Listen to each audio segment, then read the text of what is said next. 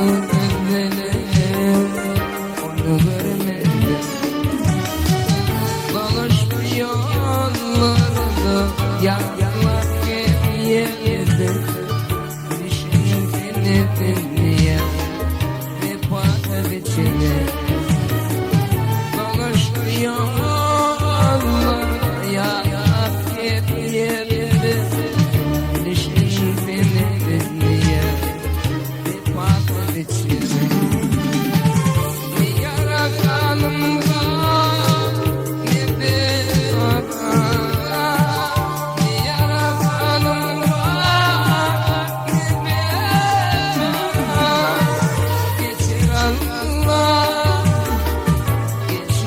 bu dünya yeni dediğime bırak uyarını geçir Allah, geçir bu dünya yeni dediğime bırak uyarını.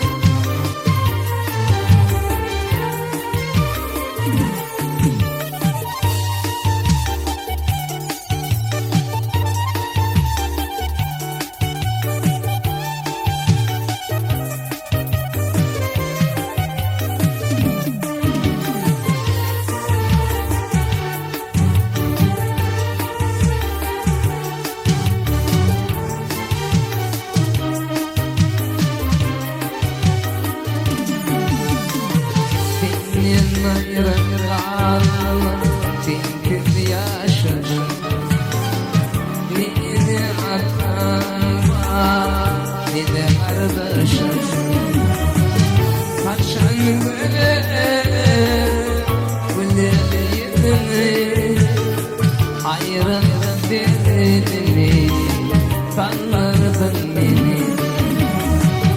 Kaçın güler yüzünü, ayrılık derdini kandırdın beni. Ne yaratanım var, ne de